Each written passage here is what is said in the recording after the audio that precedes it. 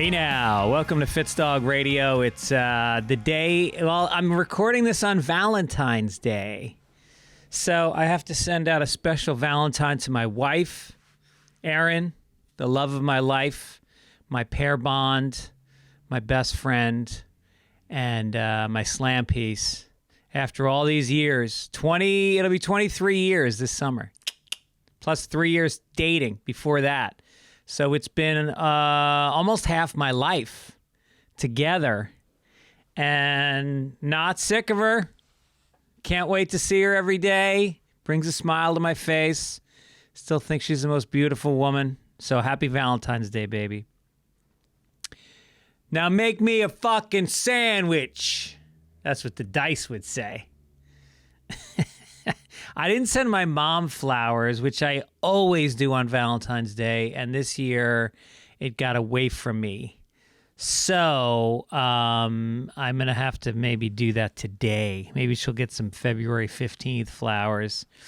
I don't know, but we're heading over to our neighbors, the Malloy's house tonight. They've invited all the couples in the neighborhood over for a little Valentine's Day what do you call that? A smorgasbord? What do you call when everybody brings something? A grab bag. What do you call it when everybody brings different food and you share it? And everybody brings macaroni and cheese. You know, macaroni and cheese night. Good, and then everybody brings an apple pie. It's all American. Potluck. All right, that's what we're having. And there will probably be a lot of pot. So I would imagine it will be a fun night. The Finks are coming over, the Malloys, the Wrights, the Gurmans. It's going to be fun. Who knows? Maybe we swing. Maybe this is the night we swing. Yeah, baby. I'm bringing over carnations for all the ladies. I'm going to give each of the ladies a carnation.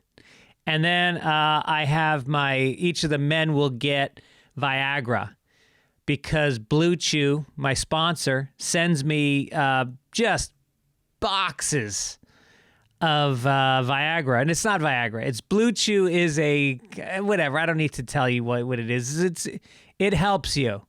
And it will make the night a little more romantic for everybody. So that's my gift. I'm not bringing an apple pie. I'm bringing you a boner. I was thinking about how many Valentine's Days I've been with Erin, and I can't remember, I know I always get her flowers. We almost always go out to dinner, or there's a party in the neighborhood or something. And yet I can't conjure up. My memories are so bad. It's such a shame. I've lived this really full, rich life, and I remember almost none of it. I mean, it's too bad we don't have cameras on our phones where we can constantly take pictures of everything we're doing so we can look at it later. But I was thinking about this. I was thinking about what's the worst Valentine's Day in my life. And I would say it was without a doubt 7th grade, Charlotte Bourne. All my friends, not all my friends, but some of my friends were dating girls. It was like that 7th grade dating where it's just, it's not real. It's just blowjobs at that point. I'm kidding. It was 7th grade. There was nothing. I don't even know that anybody was, I think making out was a big deal. And so, but they all had girlfriends. There was a group of girls that were friends, and then there was a group of us that were friends, and people started kind of pairing off. And so there was one girl who wasn't dating anybody, and I thought she was really cute. Her name was Charlotte Bourne, and she had the whitest blonde hair you've ever seen. It was beautiful, long, curly, thick, beautiful hair, and she had these light blue eyes and porcelain skin. She was like an angel. She was like a little angel. She was a very nice girl, kind of quiet. And so I said, that's gonna be my girlfriend. And I didn't have any lust for her. There was nothing like that. It was just more hey, maybe this will be my girl. And I really liked her, thought she was cool. And so we were at the Tarrytown Lakes, which is what we did. That was our social life in the winters when we were young, was we would go to the Tarrytown Lakes at night, and they had telephone poles with floodlights on them, and they had a big shack, this big, like, it was the size of a house, and it was heated, and you'd put on your skates in there, and they had hot chocolate and hot dogs for sale, and then you'd go out and you'd skate, and they had speakers up, and they would play, this is how old I am, it was like AM radio, like top 40 AM radio, and it was songs like, Helen Reddy, and Linda Ronstadt, and Seals and Croft, and Barry Manilow, corny love songs. And so during the day, we would play hockey from like sun up to sundown. We played hockey all fucking day, every day that we were not in school. And then at night, we would go out there on the weekends, and we would skate, and we would flirt, and we would, play tag, and we get into fist fights, and it was a whole thing. And so we were all at the lakes that night, and we like during the day, we'd like bring a case of beer, and we'd stick it in a snowbank next to the lake, and we'd sneak off and we'd drink. Somebody would bring a joint. It was great.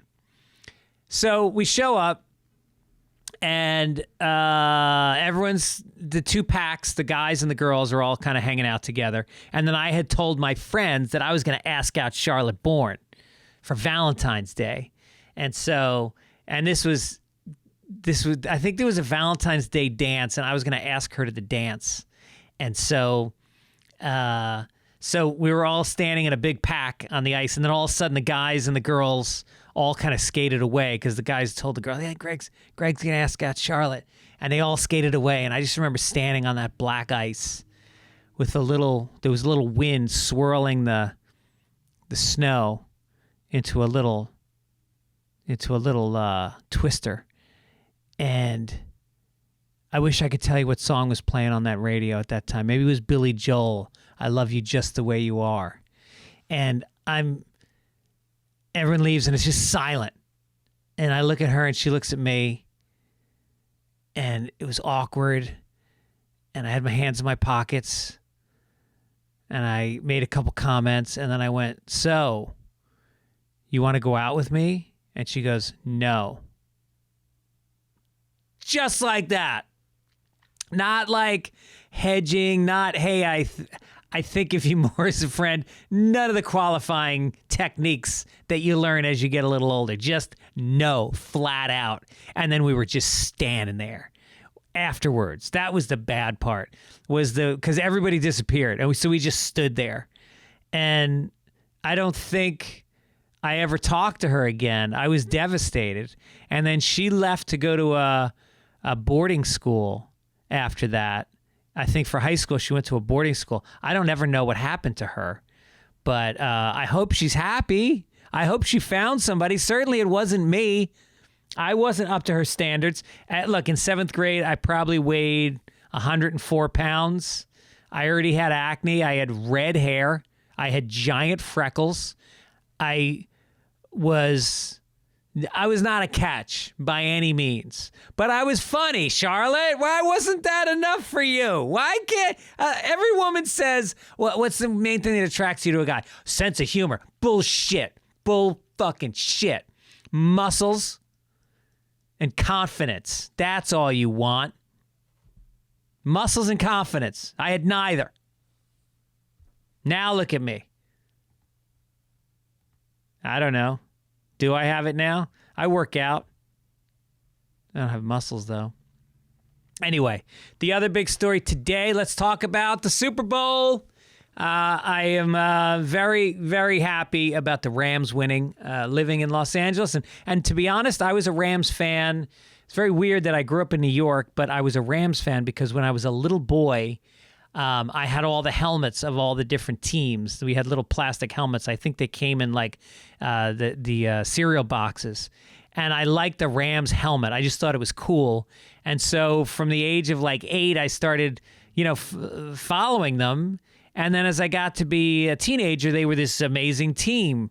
And I was a fan of the team. And then and then I just kind of faded over the years. But then it was kind of like a happy thing that they came to Los Angeles because I had these warm memories of being a Rams fan. I still have my pennant that was on my bedroom wall my whole childhood of the Rams, and I still have it to this day. And so anyway, they won, and it was very exciting. We went over to Penn Mar, to the golf course in the neighborhood, the public course that we hang out at. And they redid the outside. And so they put out, there's about 6 or 7 big screen TVs, picnic tables. They made like a nice deck, heating lamps, fire pits. And it was also happened to be like an 80-degree day. We had this weird hot spell this week. So everybody showed up. It was Fitzsimmons, Fitzgibbons, Gubbins, Fitzgerald was there, O'Neill.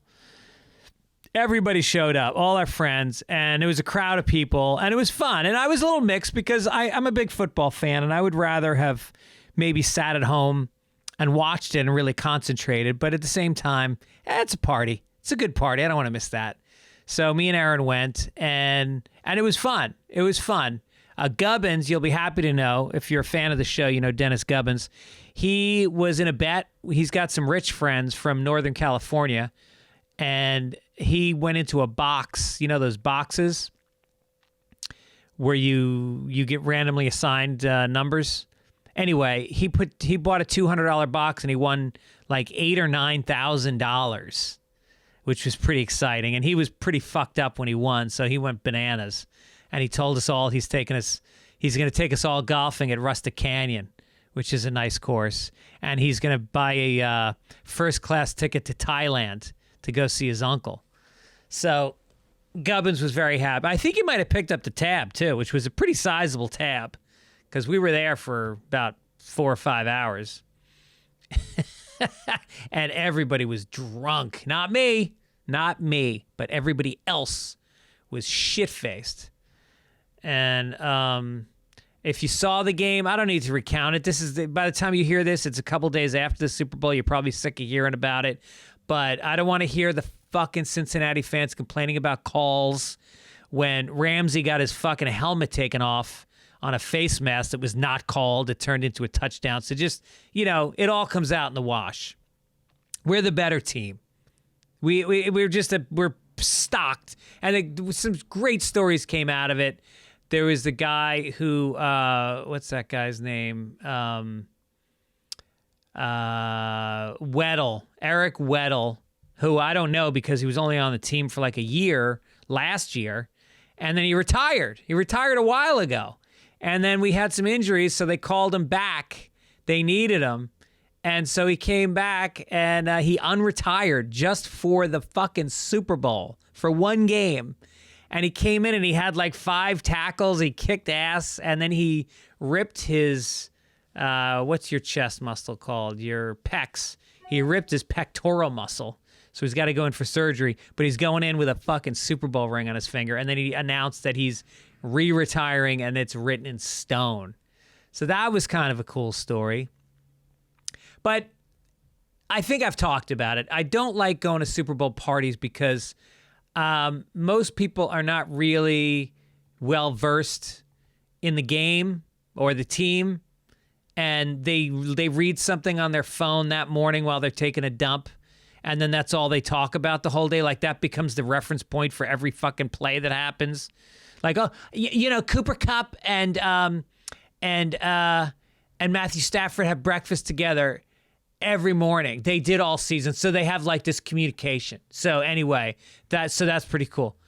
And then they complete a pass. You see that? It's like it's the breakfast. It's the thing I was saying about the breakfast where they have eggs and coffee and they talk. And this is because of that.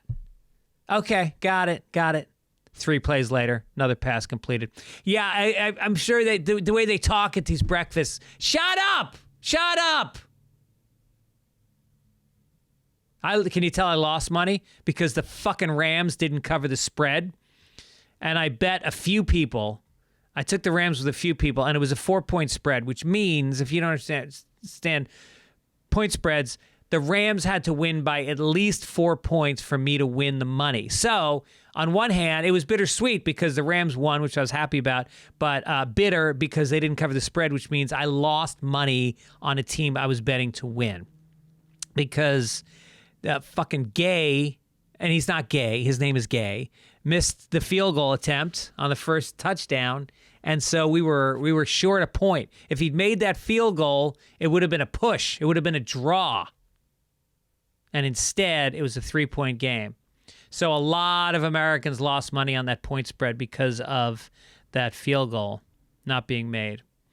What else happened? Halftime show, obviously. Again, this has all been talked about, but I loved it. I loved the fact that, this was the first time they really featured hip-hop, or I should say rap.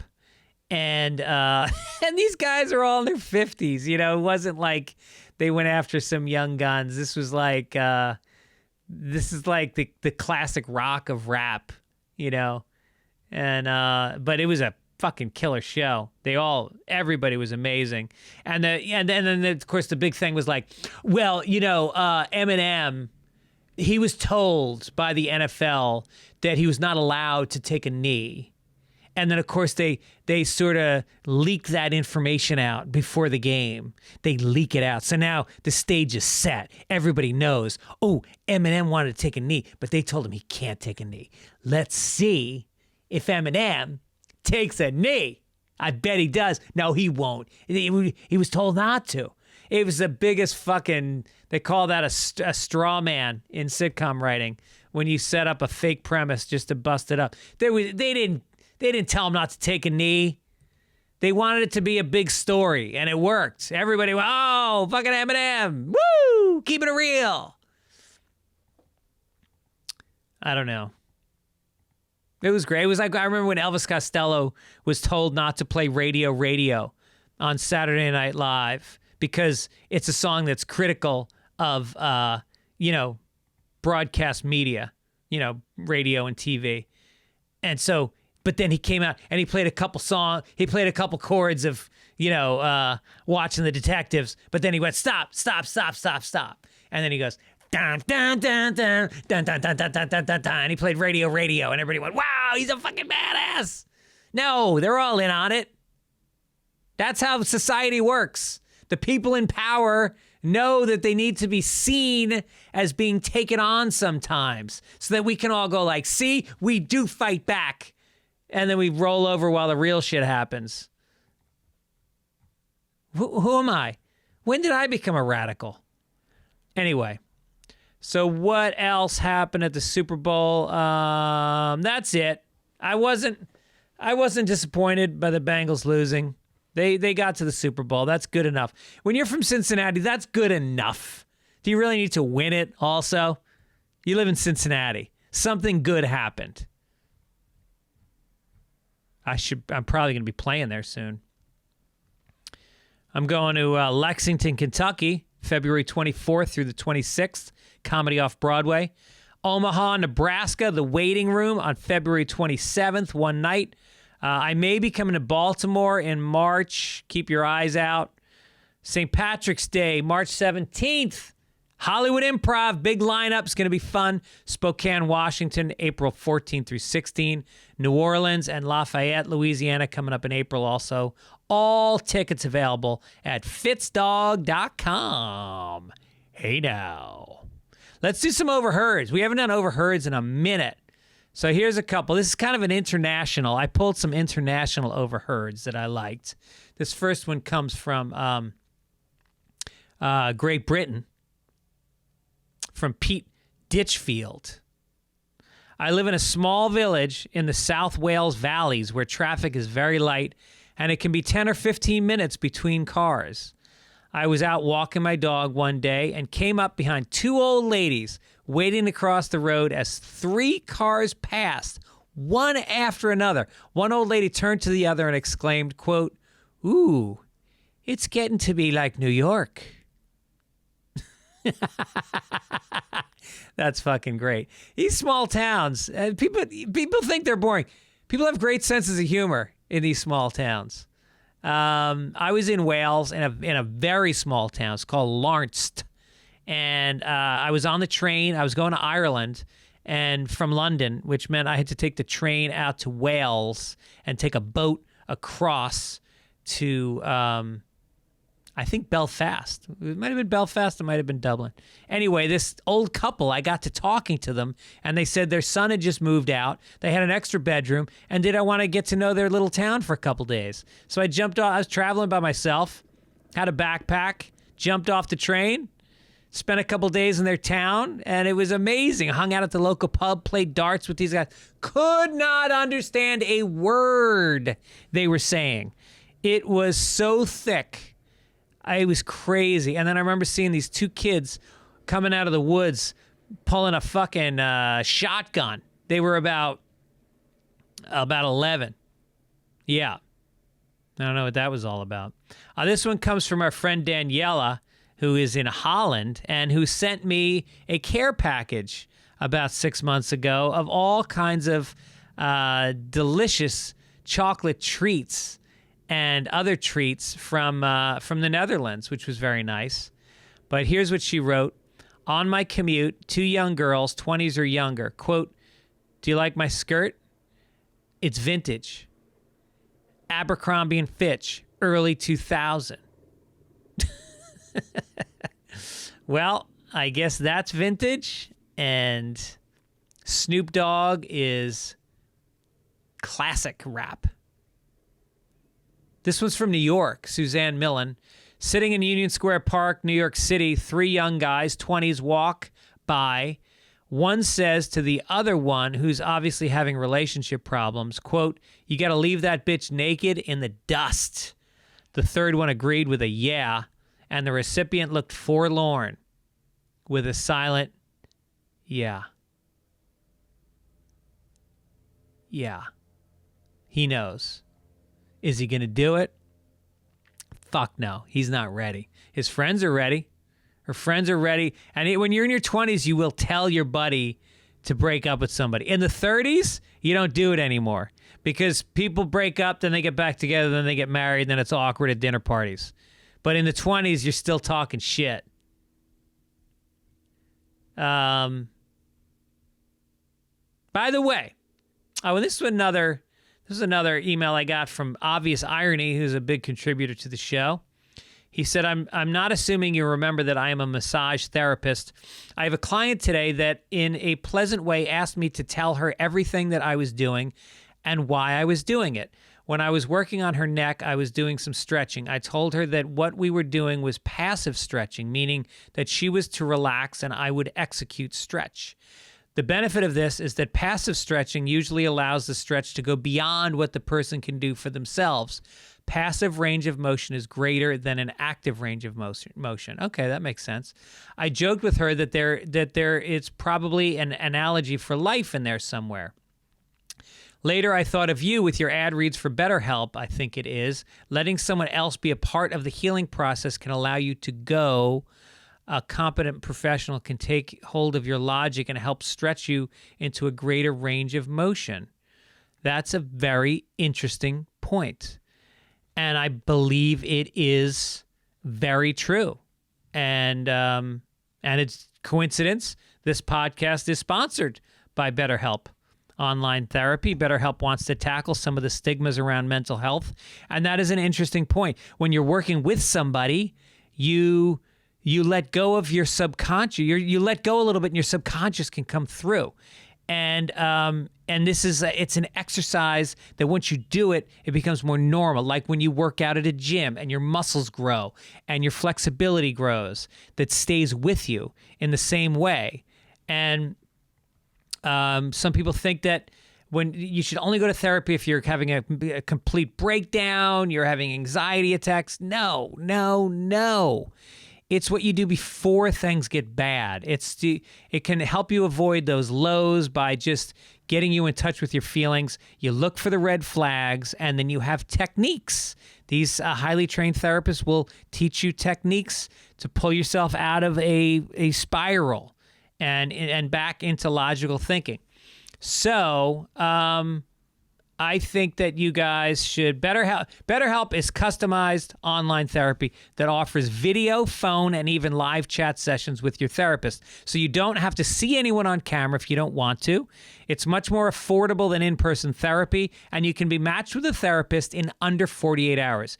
Give it a try. See why over 2 million people have used BetterHelp online therapy, and Fitzdog Radio listeners get 10% off their first month at betterhelp.com/Fitzdog. That's betterhelp.com/Fitzdog. I am a loyal user of their services, and I highly recommend them.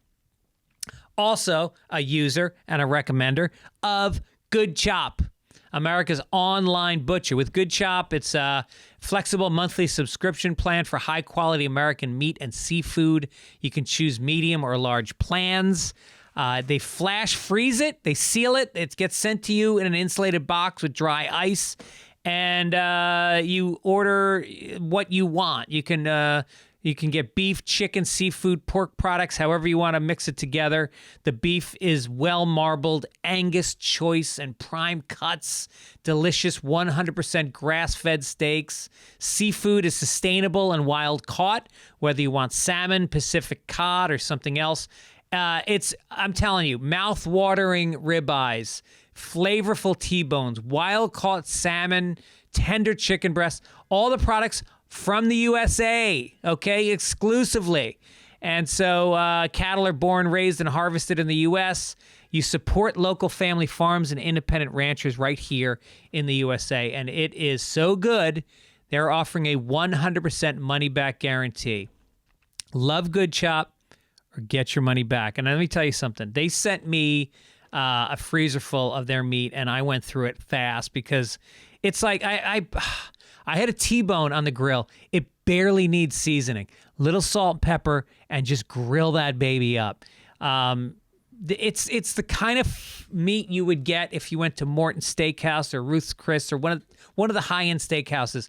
And that's the thing about buying meat is like you go to your local grocer and it's fatty and it's not fresh and it's not juicy. And I'm telling you, this is the stuff that is restaurant quality, and it's much cheaper. Go to goodchop.com/Fitzdog100 and use code Fitzdog100 to get $100 off your first 3 boxes. Goodchop.com/Fitzdog100 and use code Fitzdog100 to get $100 off your first 3 boxes. Good Chop, America's online butcher. Oh, yeah. You're going to thank me for that one. Okay, let's get to my guest today. Oh, my God. This is like a half-hour intro. This is long. But, sometimes you got to talk. Coming up is my interview with the great Joe List. He's a New York City comic. He's part of that whole wrecking crew of guys coming out of New York over the last... I've been aware of them for about 5 years, but they've been in the trenches for a couple decades, banging out sets. Killers. Mark Norman and Sam Morrell, guys like that. They're all doing it. And Joe List has got a special out that's fantastic. You'll love it. It's a YouTube special. He also has a podcast with Mark Norman. And he did a movie which I completely spaced. He wrote a movie. I think he was in it as well. And Louis C.K. might have directed it. Or maybe Louis just produced it and Joe directed it. Whatever it was. I forgot to ask him about it. Obviously, I don't know because I didn't fucking ask him. Because I'm poor at podcasting. No, I'm not. I'm very good at it. But I make mistakes. And damn it, people like me. All right. Here it is. Here's my chat with the great Joe List.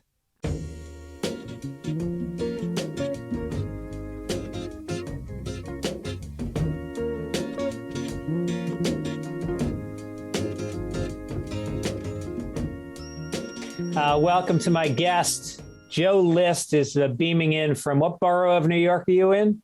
I'm in Queens in Astoria. Oh, look at you. That's like the comedy hub of New York. Isn't there a lot of comedians that live there? Yeah, that's why I moved to John Fish. You know John Fish, I'm sure. Of course. He was the only comedian I knew because we both were Boston guys. And he moved here, and that's all I knew about New York is John Fish lived in Astoria. So I showed up I went to Astoria, just found a place, and he's still here, and I'm still here. There's a lot of comics here. If Fish moved to LA, do you think you'd consider moving? No, what's funny is we're not even that close. Like we knew, I mean, we're close enough. He came to my wedding, but I just was like, hey, remember me? We met in Boston. I'm that guy. I moved next door to you. Right. You can help me now. So no, I don't think I would. I was like that with, you know, Mario Cantone, comedian Mario Cantone? I never met him, but I know who he is. Yeah. All right. He's this gay guy and, you know, really gay guy. And he was living in this building in Chelsea and he got me in. And then I never saw him again. It was like, I thought it was going to be like, oh, wow, this is going to open me up to like gay Chelsea. And I'll, you know, here I am. I've never been exposed to much in the gay world. And this will be kind of fun. And then, so I didn't see him. And then I started to see him in the clubs a few years later. And he would always like flirt with me. Yeah. You know, like, oh, Greg, you're so good looking. You have pretty eyes. And he'd come up and he'd put his hands on me. And so he kept doing it. So we were in the green room at Catch a Rising Star one time, and there was a bunch of comedians there. And I just grabbed him and I kissed him right on the mouth, like really long. And he turned red and he never flirted with me again. Oh, wow. I mean, you might have to be careful with this story. I mean, this could be like you get taken down with this story. Yeah, I know. I know. But I know that feeling of you spend time and you're like, this is going to be my guy. Yeah. We're friends for life. And then you don't see the person again for like 4 years. Do you have black friends? Because I know you grew up in Massachusetts, so you probably didn't have any black friends. I got some blacks. There's a couple of blacks. No, nice. I have a black friend I was texting with today. You know, I sent him, you know, me listening to some hip hop. No, I got a couple of black friends, but when I grew up, when I was young, my family was like in the church early on. And I have an uncle who's 4 years older than me. We're one of those families. Yeah. And his best friend was black, Jaira Cooper, and they were over all the time. That was like just members of our family were black. It was very exciting. And I didn't think anything of it because I was a kid. Yeah. And then they moved to Mississippi, where they were originally from. And not one member of my family has made another black friend since. Yeah. Yeah. So like age 6 to 12. I mean, half our family was black, and then nothing since. Did you get lots of pictures though? I don't even have a lot of pictures. There's a couple, but sucks. Yeah, not much. But back then it wasn't valued. You didn't have that feeling of like, look at me, I got a black friend. Right. I noticed you have a black artist on your wall. That's good. Yeah, Jimi Hendrix though is one of those guys that like it's like he's like Godfrey. Like he's black, but you know he's available to the white person. Right. He's from Seattle. I mean, he's from Seattle. You know, you can talk to him and you don't feel out-blacked by Godfrey. Right. Well, I meant Jimi Hendrix is from Seattle. I don't think Godfrey's from Seattle. Where's Godfrey from? I don't know. That's a good question. He feels like a New York guy. Is he from Brooklyn? Is that racist to assume the black guy's from Brooklyn? I feel like he might be a New York guy. This is why I need a producer who is sitting here Googling stuff while I talk to people. Yeah, I think we're bad people, but I think I'm saying Godfrey, Brooklyn. Yeah. I might be completely wrong about that. Right. The old Brooklyn. That's where he grew up, not the new Brooklyn. Yeah. Right. New Brooklyn it's not my cup of tea. I was born in the Bronx and I lived there for the first like 6 years of my life in an all white neighborhood of the Bronx. And it was all Irish and Italian. Yeah, that doesn't exist anymore, I don't think. Well, my aunt still lives in the house. It actually, long story, but it turns out that my mom and my wife's mom grew up in the same neighborhood in the Bronx and went to the same high school together. Interesting.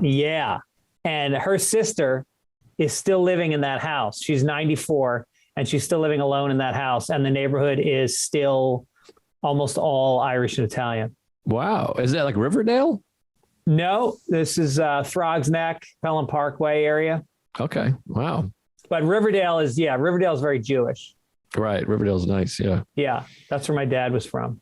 Now, can I ask you a question? Because you're not, this is your show, so I don't want to just take over and start interviewing you here. Nothing makes me happier when the guest asks me some questions. Oh, great. Well, so I just did a podcast. I can't remember which podcast, but we were naming, the great Boston comics from the 70s to today. Yeah. And somebody said you left out Greg Fitzsimmons, but I think of you in my head as a New York guy. Are you a New York guy? But you went to BU. Is that right? Do you consider yourself a Boston comic? I proudly call myself a Boston comic because I went to college in Boston. I went to Harvard.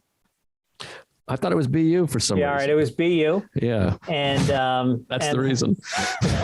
That's why you remember that. And then I started doing stand-up while I was in college. And then when I graduated, I stuck around for a few more years. So I was raised on the, Don Gavin, Steve Sweeney, Kenny Rogerson, Mike Donovan school of comedy, and which you are, because I watched your special, which, by the way, is so fucking good. Congratulations on I Hate Myself. It's a great special. Oh, thank you. Thanks for watching and saying that. I appreciate it. Yeah, it's really solid. It's just funny. No bullshit. Just fucking here's a good comic doing it well. And and there's such flavor of that Boston sarcasm that I love. Oh, thank you. Nothing makes me happier than that absolute hatred for mankind that seeps through Boston comedians' acts. Yeah, well, first of all, I have to apologize because you know what I remember of you is I remember thinking when I was young that you were a Boston guy also, and then you were on something like VH1 Best Year Ever, talking about how the Mets winning was like the greatest moment of your life. Yeah. And I thought, and plus I had heard you're a Boston guy and your name's Fitzsimmons. So I just assume anyone with an Irish name, everyone just assumes is from Boston. Yeah. And you were talking about the Met. And I remember being like on my couch, like viscerally angry. I was like, this guy is a scumbag. It's like this. I hope he dies, this person. And so I think after that, you were canceled from Boston. So you never come up as Boston comic to me. But that's right. I have that right. You're on that show talking about how that was the greatest moment of your life. In 1986, I was at college. And so a lot of my friends were massholes. And then there was a contingent of New York guys. And I grew up, my dad was in radio in New York. He was a radio announcer and his station covered the Mets. So we had season tickets to the Mets since I was a little kid and we used to go to all the games and I was a huge fan. And then my dad became friends with Rusty Staub and used to play golf with him. And then like Wally Backman and Keith Hernandez, they would all come up and play golf with my dad. And I got to know those guys. And so when they won, it wasn't just that we had been as a Red Sox fan, what it's like to be starved of a championship for X number of years and have a shit team. The Mets were way worse than the Red Sox ever were. And it was really only in like 84 that team started to turn around. And so when they won in 86, it was not just all of that being turned around, but it was on a personal level. I, knew some of the Red Sox. My dad came up to Boston with tickets. I brought me to Game 4. Wow. Yeah. Which the Mets won. They did win Game 4. Yeah. Yeah. I know the series well. Still the only series in the history of the World Series where the first 4 games were won by the road team. That's right. Yeah. The Red Sox won 2 in New York and then the Mets won 2 in Boston. Yeah. And it was and the thing is when you're in Boston, it's such a sports town that I did fall in love with the Celtics and the Bruins, but the baseball I couldn't come around on. The Mets were, they were in my heart. Yeah, that makes sense. That's fair. Totally fair. I apologize for my resentment that I've had from VH1's Best Week Ever. So, but it's interesting. I talked to other comics about this because so many of those Boston guys, all those guys you named, never left. So it's funny how comics who started 10 or 15, 20 years apart grew up with the same guys. Right. it's really interesting to me. Like And- you and me and Louie and all these guys had the same, and DePaulo had the same peers, or not peers, but whatever the word is for older people. Yeah, I mean, in some ways, mentors. Like Gavin was like a mentor figure to a lot of comics, and Steve Sweeney not as much. Like Sweeney wouldn't really give you the time of day, but he was so undeniable to watch and to learn from, to study, to just look at a man. Just so many details of his physicality on stage. He was a real performer, and it was subtle. And it was grounded. And like every word that comes out of Steve Sweeney's mouth is like, it's in him. He's never not present when he's performing. Right. Yeah. All those guys. Tony, did you mention Tony V? Tony V is a big guy like that for me too. Yeah. And Donovan, Mike Donovan, who's just the funniest person on the planet. Well, Donovan is definitely one of the comics I see come through you when you do your act. And that sort of just biting, fucking dead on, like, who's this fucking guy? You know, he's like pulling up to the toll booth, and the guy says, "Do you have change?" He goes, "No, I don't have change. You have change. That's your job. How does it feel to know you can be replaced by a basket?" Because you're a professional change maker. It's great. And then he had the line. He goes, I forget how it went, but he goes, "I got to give you back all your change in singles." And he goes, "Good. I won't have to deal with another asshole like you." Something like that. No, Donovan's the best. I might have told this story to you before, but I did a gig at BC High, Boston College High School, which sounds weird, but there was a big gig for all the fathers and the sons and the priests. So there's like 500 people there, and we're doing like a gig. And the guy running it wanted us there early. And so there's a comic named Jim Colleton. Did you ever meet Jim Colleton? No. He probably started in like 97, I would guess. But we got there early. And so Jim and I were there, and it was in the gymnasium, and the gymnasium's huge and it's divided in half. So we heard people playing basketball. So we went and we're like, we'll just watch these kids play basketball before the gig. And they're playing like 5-on-5 full court. And we're watching for about 10 minutes, just chatting. And we realized Mike Donovan is one of the guys. It's 9 high school kids, and Mike Donovan is wearing like Dockers and a collared shirt, and he's running full court. And he comes over after, and we're like, "What the fuck, Mike?" And he comes over, and he's got like a sweat ring, and his hair's all a mess, and we're like, "What are you doing?" He's like, "Oh man, these kids keep calling me old school. I'll show you old school. I'll elbow you underneath the goddamn boards." And we're like, "Yeah, man, amazing." I mean, the guy's got a gig, like a big 500 person corporate-ish, not corporate, but you know what I mean, gig, and he's just running full court. And that's hilarious. Yeah, he is a sports fanatic. Before there was the internet, and before there was like TiVo, he would record every Red Sox game on a VCR, and then he would edit together these tapes, and he would give them to me. And I'd be like, "Oh, this is going to be great. It's going to be just like double plays and home runs." And it would just be like a guy taking on a 2-2 low and outside. And like somehow that was meaningful to him. And you always had to figure out why he put that one in. Right. And we would play softball. We had this.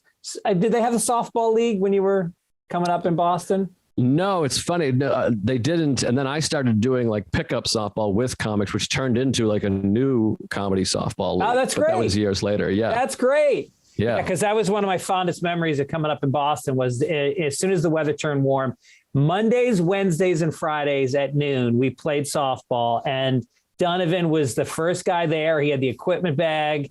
He had a hair dryer set up. He taped it in his apartment to blow a wiffle ball in the air so he could hit it across his apartment so he could practice the swing. He was like fanatical. And the games were the craziest games. It was like Louie, Mark Maron, David Cross, Sarah Silverman, Donovan, and then a bunch of comics you probably wouldn't know. Tom Cotter. Yeah, I know Cotter. Chris McGuire. Kevin Flynn. Yeah, it was crazy. And everybody got so fucking competitive. Yeah. Yeah, you didn't expect it from comedians, but there's a very competitive streak that most comics have.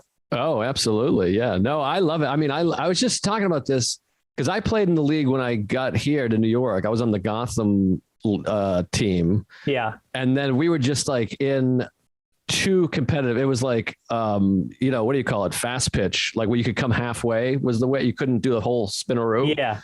But we were just in too competitive a league. I'm like, we should be in a slow pitch league. This is whatever. But I had just joined the team, and like the first 2 games, I went like 3 for 4 and then 4 for 5. And they moved me up to like hitting third. And at one point after a couple of games, they posted the league's like stats, and I was like 3rd in the league in hitting, and they put me 3rd in the lineup. Wow. And I was like, oh, wow, this is really something. And that game I struck out looking, then hit into a double play, and then struck out swinging. And I went into like a slide, like a real, like I almost committed suicide. Yeah. I just went into, and I had that thing they talk about where it looked like there's 30 guys in the field. It was just one game. Yeah. And I was like, I can't play here anymore. I had to quit. Right. I mean, I finished the season, but I never went back. I was like, this is too much for me. Wow. I was like, I feel just inept enough in stand-up and competitive, so I can't be coming in here and hitting double plays and striking out. No, and the comic strip had a team. I played on the comic strip team, and it was like Sarah played on it, and Kevin Brennan and his brother Danny, who was a really good player, and Jim Florentine, and the guys that were good at softball got spots at the strip. It was very like Lucian Holt, who used to run the comic strip. He would manage the team, and he kept like spreadsheets and stats, and like he treated it like he was coaching a major league baseball team. Wow. Yeah, I haven't played in a long time. I'm a big fan of Sam Harris. You know Sam Harris, the guy. He's like his meditation app, Waking Up app. He talks about all these philosophical things, and he has this meditation called The Last Time, where he talks about a lot of an approach to things is do things as though you're doing it for the last time ever, because you never know if it will be. And his example is talking about he hasn't skied in like 20 years, but he's like, the last time I went skiing, I definitely wasn't thinking this is the last time I'm ever going to ski in my life. Yeah. And I feel that way with softball. I'm like, I haven't played an organized game of softball in like 8 years. Right. And it's my favorite thing to do ever. Yeah. And I definitely was not like, wow, this is it. This is my last softball game ever. So in my mind, I'm like, I gotta go play softball this summer, because it is my favorite activity. Right. Right. I don't know if that got too dark. That almost sounds like Buddhists, like to think about doing something like it's your last time. I think stand-up, I definitely feel like that with stand-up. I think every time I go on stage, I don't know that I've ever phrased it in those terms, but it's rare that I go up and just go, let me just mail this one in and get out of here. Like there's too much wrapped up in it. There's so many like social and emotional, personal, ego things wrapped up in it that I think it's not like during the pandemic when I didn't have that, because, you know, I've been doing it a lot of years, and I had never taken off more than 2 or 3 weeks in 30 years of doing stand-up. And it writes you, you know, that presence that it demands, it will pull me out of, I have depression, and it pulls me out of a funk instantly. Even if it's a 15-minute set, it just brings me back. Yeah, I feel that way. Even if the set doesn't go well, even if I go and like eat shit and then I leave, I'm like, hey, all right, I did something. That was because at least it's a feeling. You're like, all right, I did a thing at least. Yeah. You're forced to engage. And that's the thing that you don't have to do during a pandemic when you're sitting in your house, is you can just keep watching Netflix, doing a jigsaw puzzle, zoning out. But then when you get up on a stage and there's people looking at you, and there's comics in the back of the room, and you just suddenly, you reach in, you reach past all the clutter, all the cobwebs, and you fucking find it.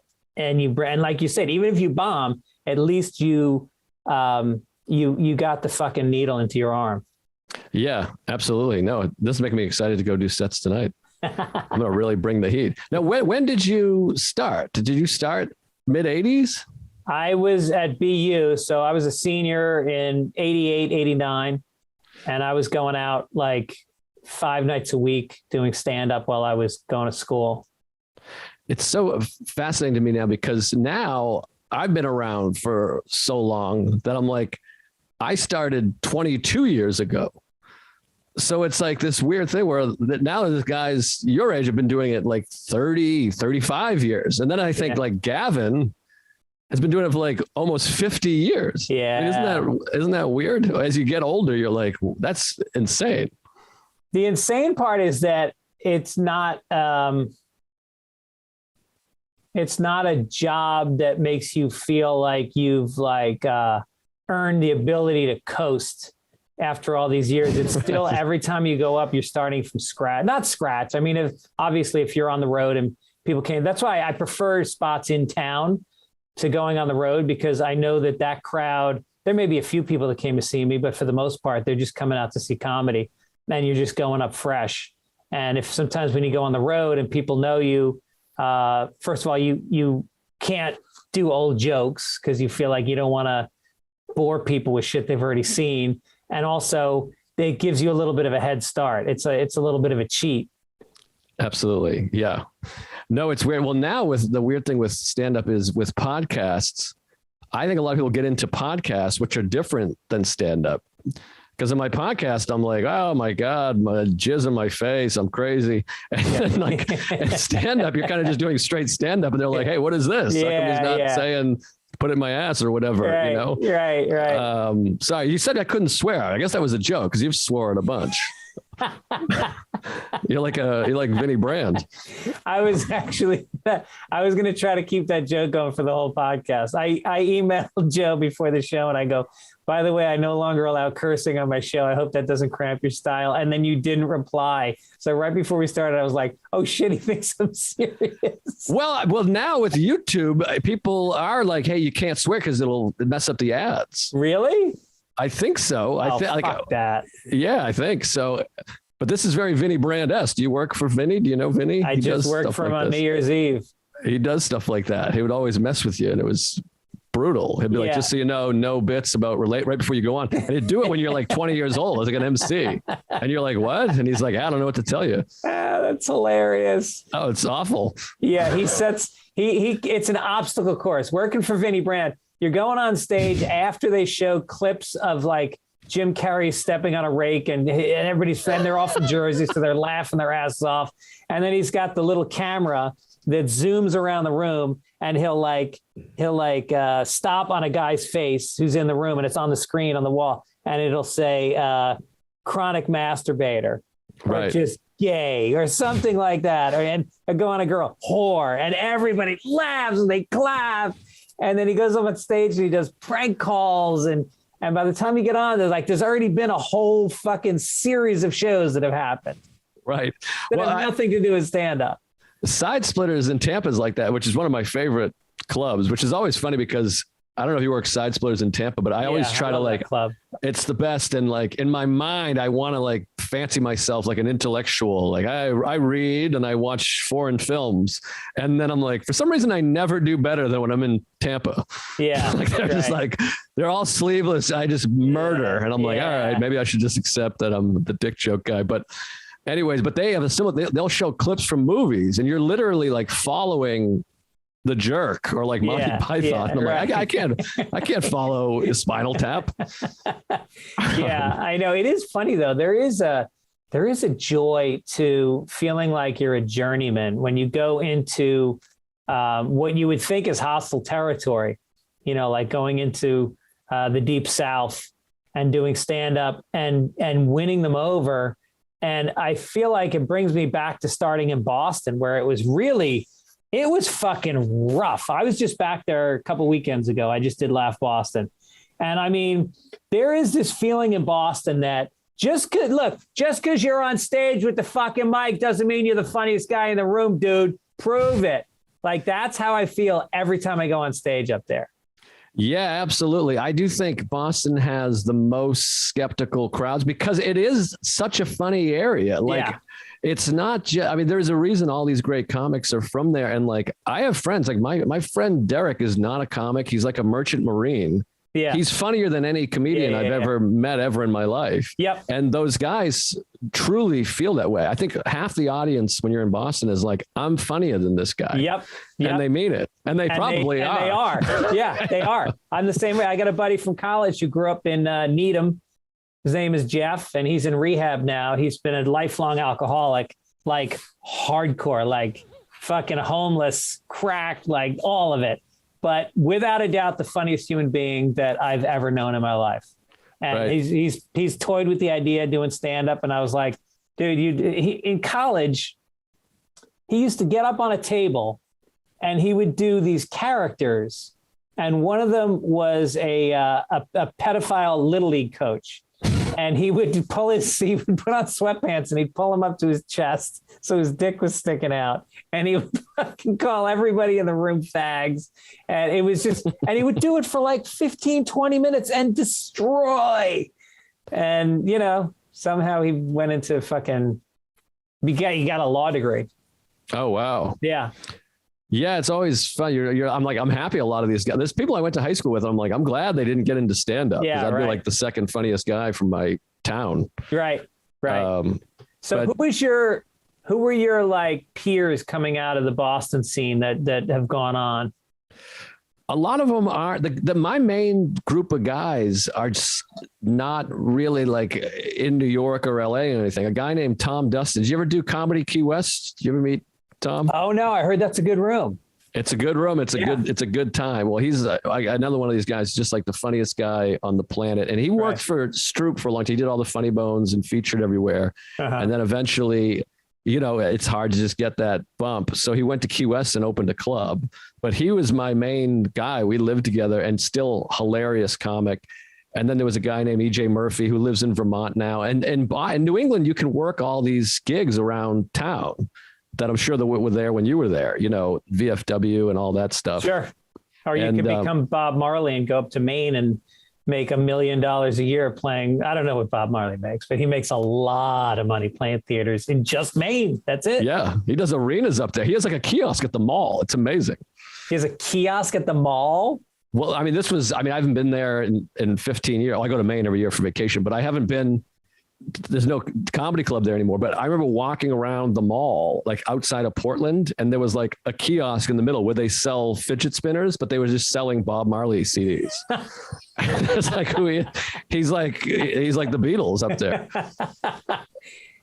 He's a guy that I started with. We started at the exact same time, and yeah, he came out to LA, and he got some management, and he got a couple of things, but for some reason, it didn't hit, which was so crazy because, like, talk about a guy who's got a voice. You know, it's like you can easily build a show around that guy. Yeah. And then when he got frustrated with LA and he's like, what am I doing? I don't like it out here. I want to be home. And so he went back and he works with, Oliver Keithley. Yeah. Yeah. So he works with Oliver, and the two of them have taken over Maine. Yeah, it's wild. But yeah, most of the guys I started with stayed up there. And then Mike Kaplan, do you know Mike? Sure. Yeah. Yeah. He was around. He's a BU guy. He's from Jersey originally, went to BU, but he was around. And a little bit later, Josh Gondelman's a guy who writes for a bunch of shows. Yeah. I know him. He's around. He was around. And but yeah, so most of those guys kind of stayed up there. Most of the guys I kind of came up with. Mike Kaplan used to do, when I graduated BU, the following year, my friend worked for the literally worked all year for graduation week, all the events that they would plan for graduation week. And so she said to me, you know, we sell out the Boston Pops every year with all the, you know, the parents, they rent out whatever, maybe it's what's the Wang Center? I guess they rent out the Wang Center and the Boston Pops place. She's like, we sell that out and we have all these people that have nothing to do. I go, what about an alumni comedy show? Just like alumni comedians, and we'll play in the communications building. So she said, yeah. So we did it the first year, and we got like a few hundred people showed up, and it was me, Mark Maron, Jeff Ross, and then John Henson used to go to BU. So I would always get Janine DiTullio every year. I'd bring him back. I did it for 25 years straight, every single year. Wow. And Kaplan was one of the guys that I found I think he was still in school when he started doing it. Did he start doing stand-up in college? Yeah, I think so. I think I remember. Yeah, I think he started out as like one of the young guys and then became, one of the guys that was like headlining it. And then they stopped doing it. Like 2 years ago, they were like, nah, we're not going to do it anymore. I'm like, we sell out the theater every year. It's so weird when things like that end. But yeah. And Shane Moss is another guy. He was a transplant. Do you know Shane Moss? He came out of Boston?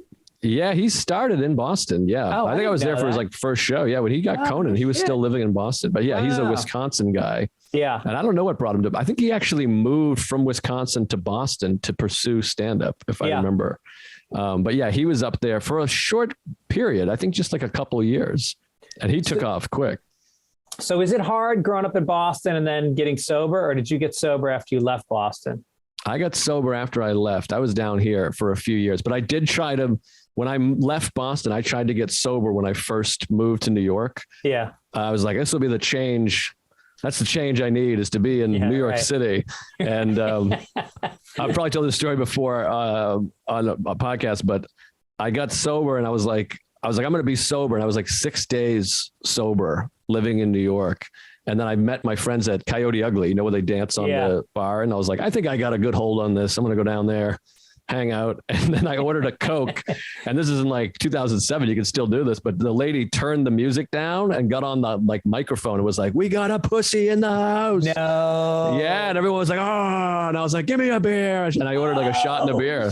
Yeah. Are you serious? Yeah, it was crazy. But I mean, also it was like, what are you doing? Like, I don't know why I thought like, I got 6 days. I'll hang out at whatever it's called, Coyote Ugly. Yeah.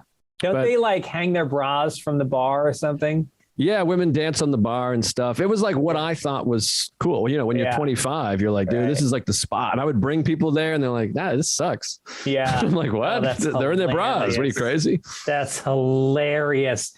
They should put a picture of you up on the wall and say broke his sobriety. They should have a hall of fame of people they break out.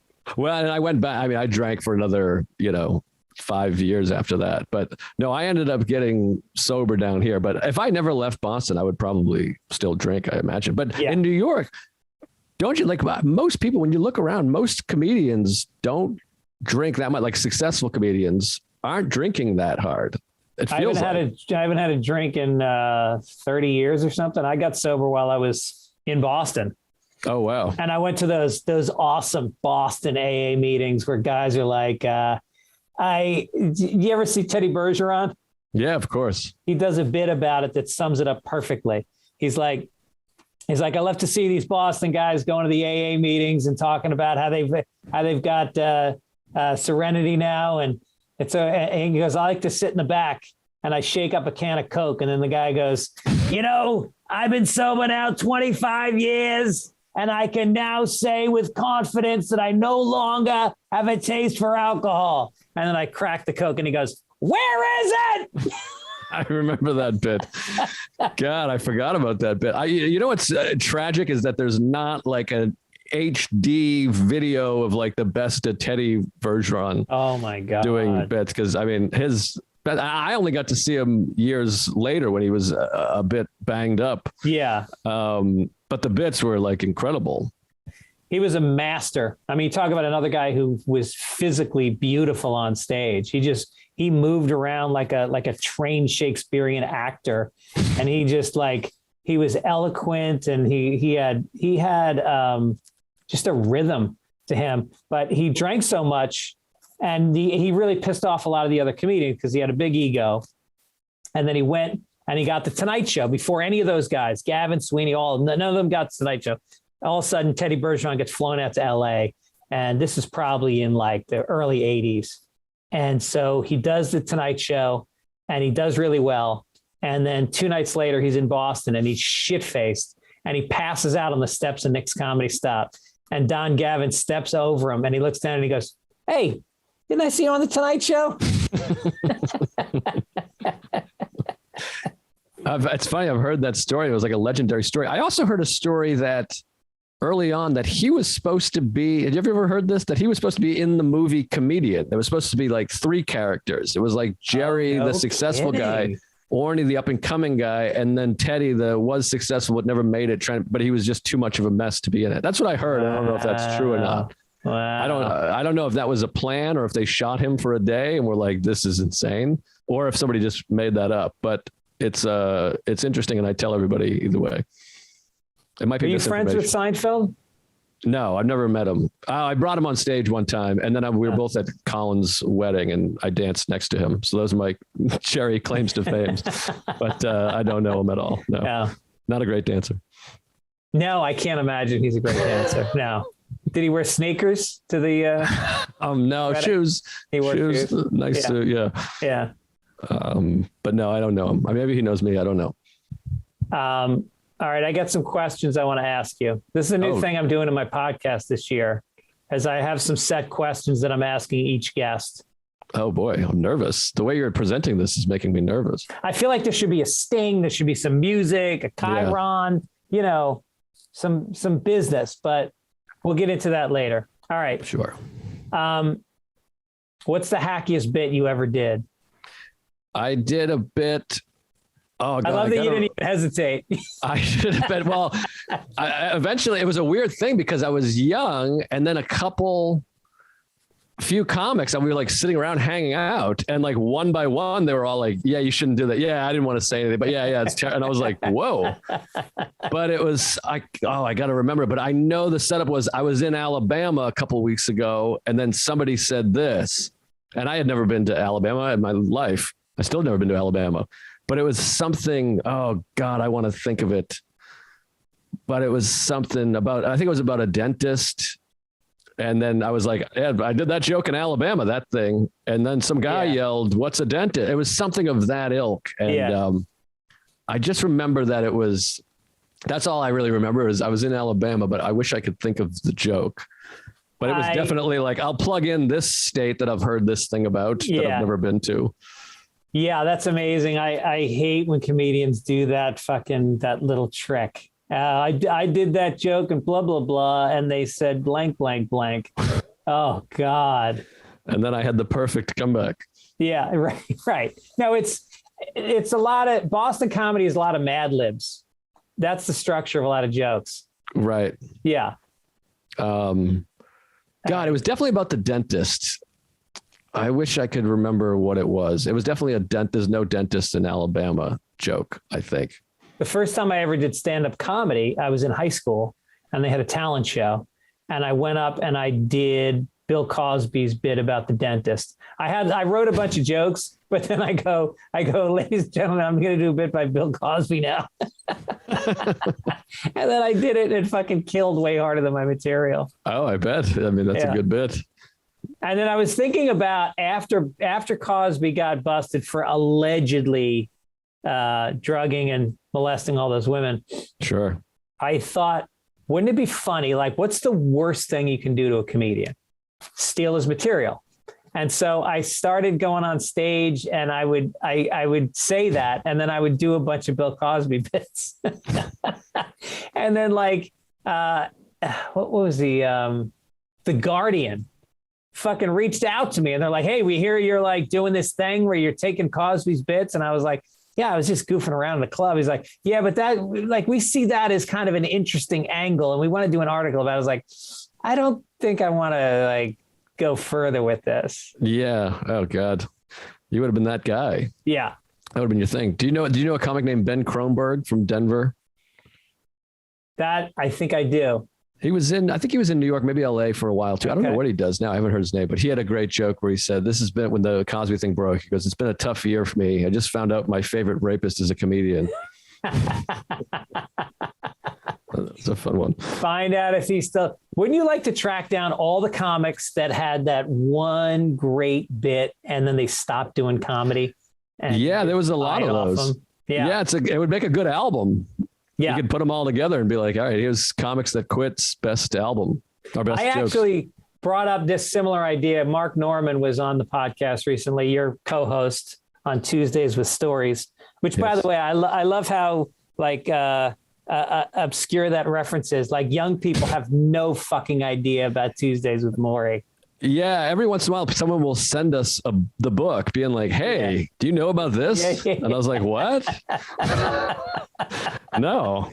And Mitch Albom, the guy that wrote it, someone told him about the podcast and he sent me a copy of it and wrote, I won't sue you. You're welcome, or something like that. Good luck. Great. That's great. But he came on and I was saying like, there should be a marketplace for comedians to, if you want to retire and sell your act, there's like a marketplace for it, almost like a Craigslist or something.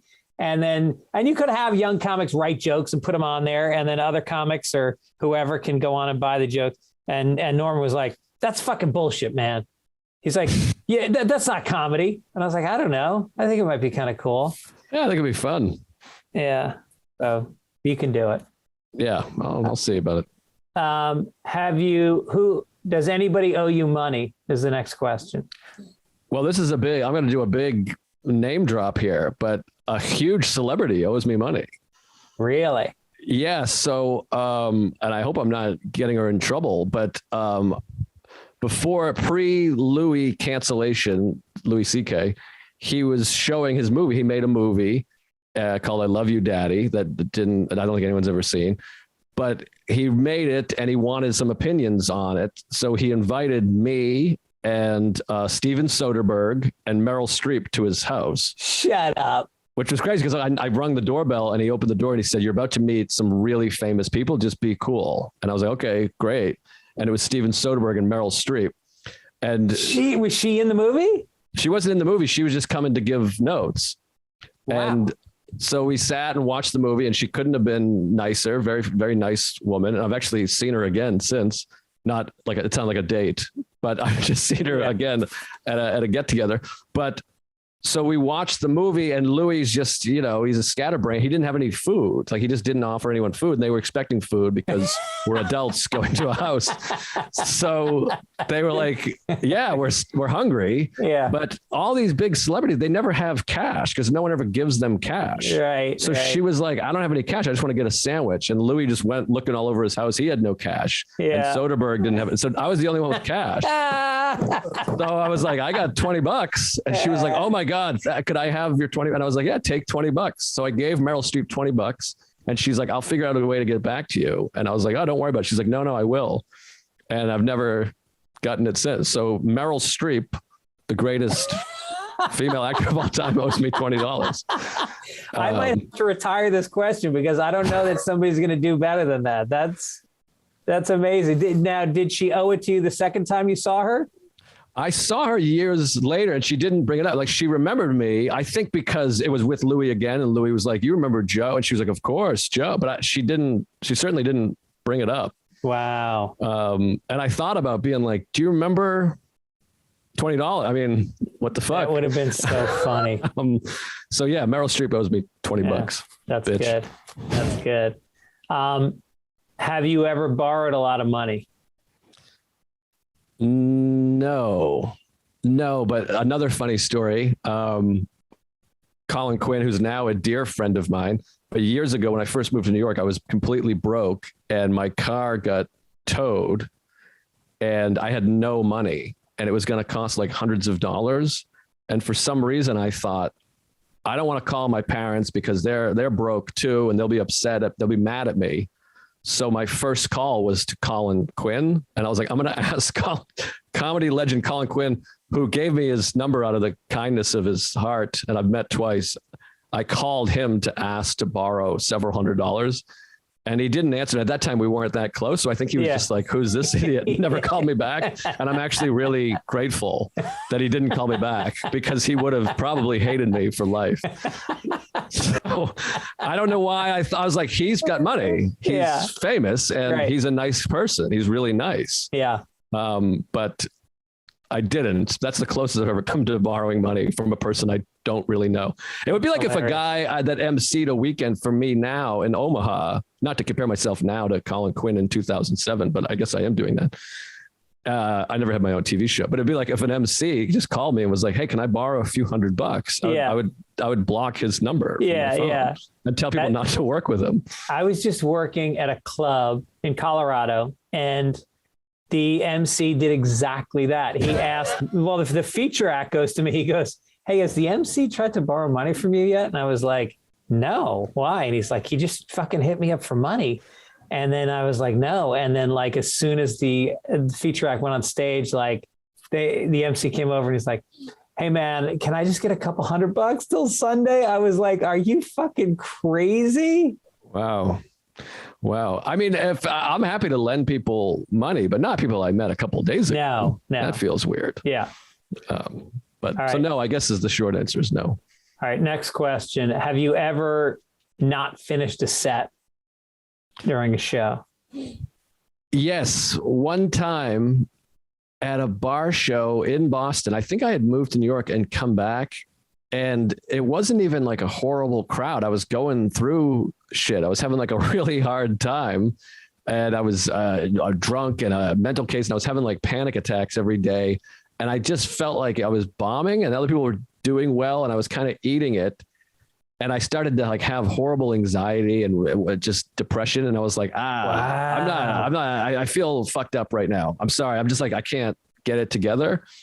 And the crowd was really nice. And I left, and the crowd like really clapped, and people were like, oh. And then like later, like a half an hour later, I was feeling better. And they were like, you should go back up and finish your set. And I came back up, and it was like, you know, Rudy, like they were so nice. Awesome. And I ended up doing really well. But that was the only time I ever left. I've wanted to leave a lot. Yeah. But yeah, it was just one of those things. I just felt really like gross, and I was a head case at the time. Wow. So I just couldn't get through it. Yeah. That's intense. Yeah, it was bad. So you used to have panic attacks? I had like horrible panic attacks. At a couple different times in my life, I was having them like daily when I was like 22. And then leading up to like the 2017, I was like the spring and early summer when I was getting married. Yeah. And so just because my wife is great and I love her, but I was like, oh my God, what's wrong with me? And my therapist was like, you're not marrying the wrong woman. This is just a big thing. So I was kind of like freaking out about life. It just felt very adult to be getting married. But I just felt like you felt like maybe you weren't ready. Well, I just felt like it's all like deep family shit. And it just felt like this crazy stuff. And I don't know about you. I still feel like a teenager. I just feel I can't be 40 years old. This is insane. I have a house and shit. Right. So I think it was just that I felt like, I don't know, I needed to work shit out, but yeah, I've had it a couple times in my life, horrible bouts of panic. Wow. I don't think audiences realize that there are times when a comedian is on stage where I'm thinking of one particular club where you're on stage and you're 15 minutes into a 45 to an hour long set, and all you're thinking about is getting off stage, and the crowd fucking sucks.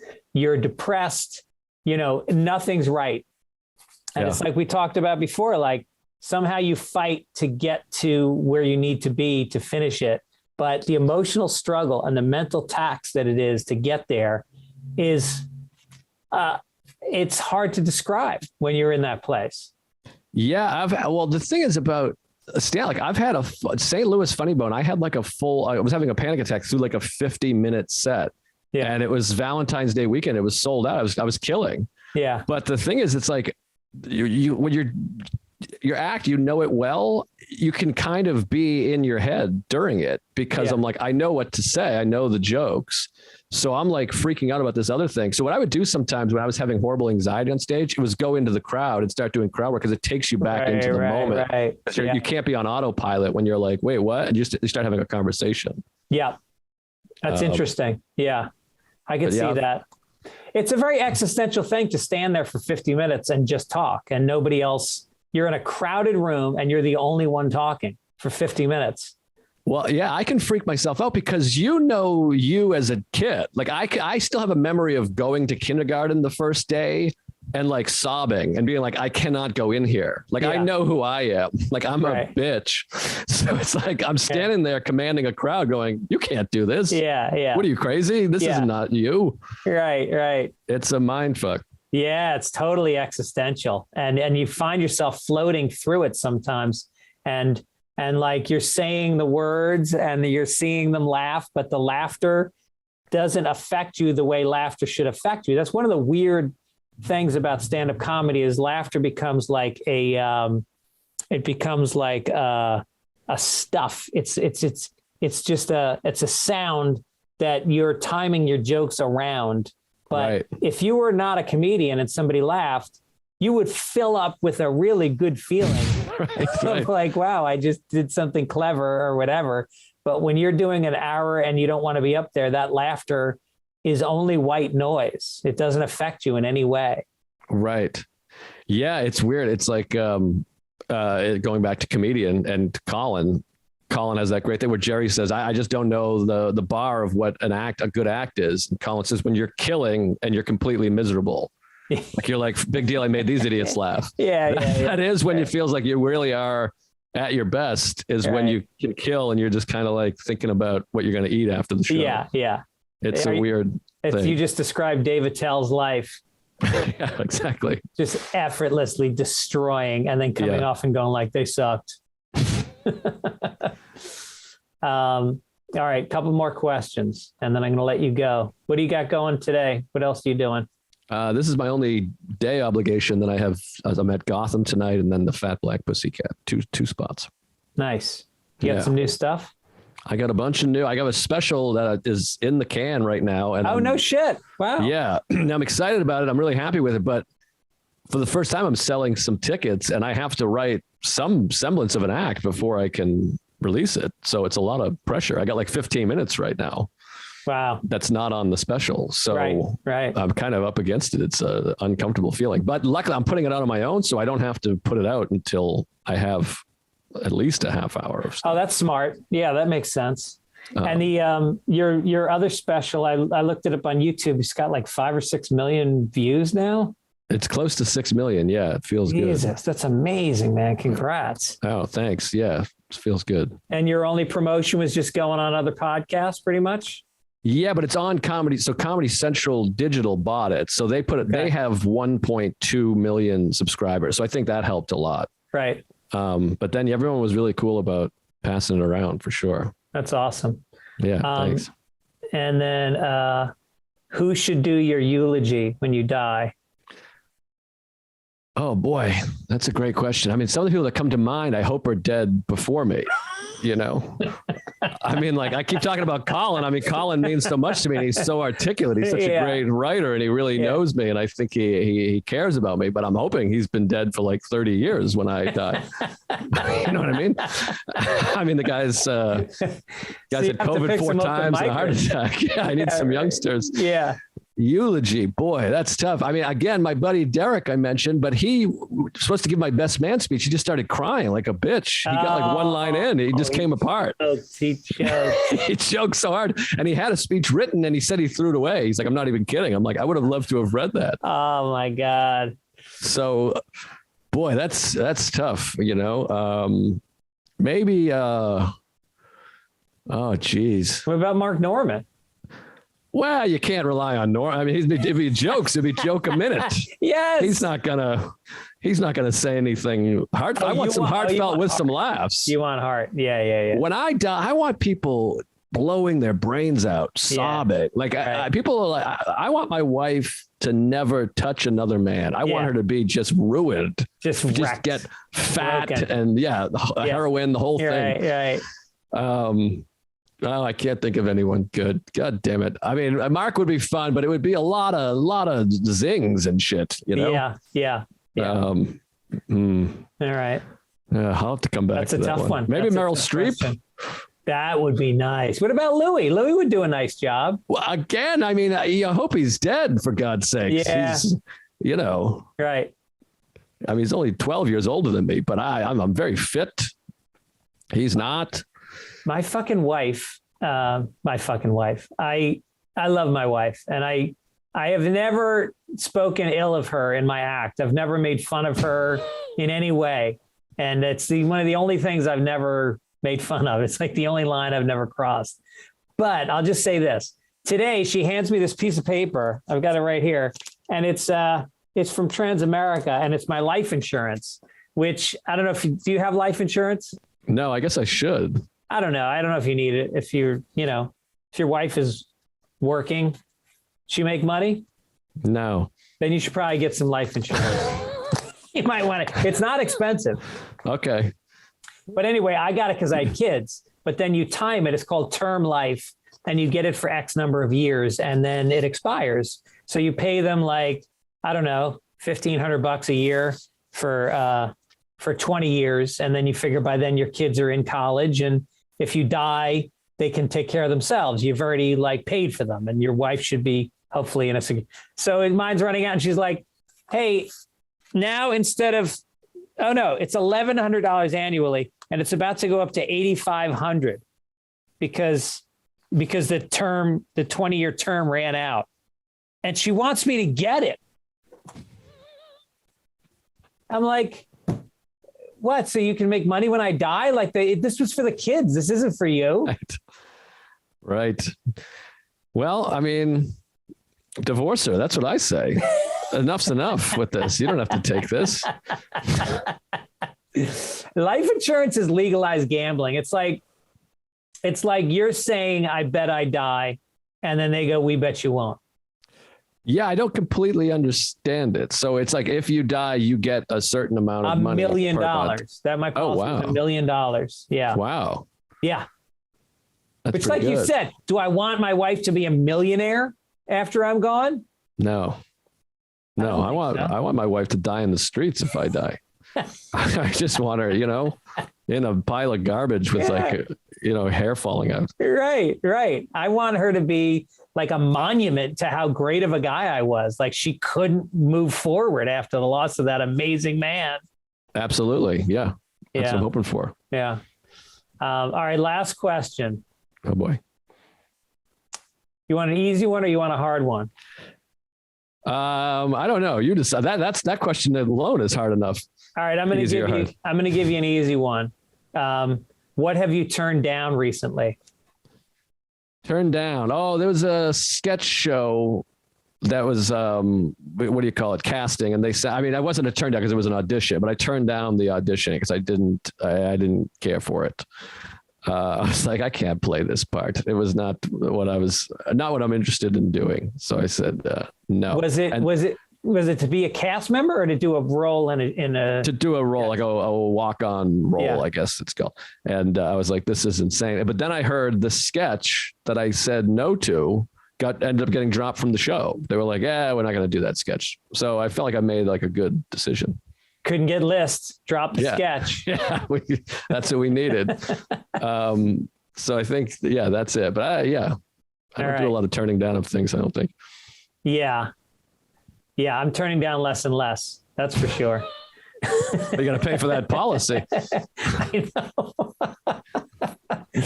All right. So listen, check out the special. It's called I Hate Myself. It's on YouTube. Just search Joe List, spelled Lizt. And then List. Yeah. And then Tuesdays with Stories is your podcast with Mark Norman. You guys have done like 300 episodes of that. I think more. Yeah. We're at like 9 years. We started in September of 2013. Wow. Yeah. It's crazy. That's awesome. It's a lot. Yeah. And are you doing it in person now? Yeah. We've been doing it in person. Yeah. We did a few months on Zoom and then we got back together. People get very upset at everything. You change anything. People are like, what the fuck? Yeah. Right. You're like, all right. Hey, they care. Stand-up comedy dates coming up February 15th. You will be at the Secret Group in Houston, Texas. February 19th, Atlantic City Comedy Club. February 24th through the 26th at the Comedy Key West, your friend's club down in Florida. Yeah, you should get down there. Yeah, tell them about me. I'd love to come down. Fucking Florida. It's my favorite place in the world. Oh, yeah. And then back in Florida at Side Splitters in Tampa, March 24th through the 26th. And then Laugh Boston, April 14th through 16th.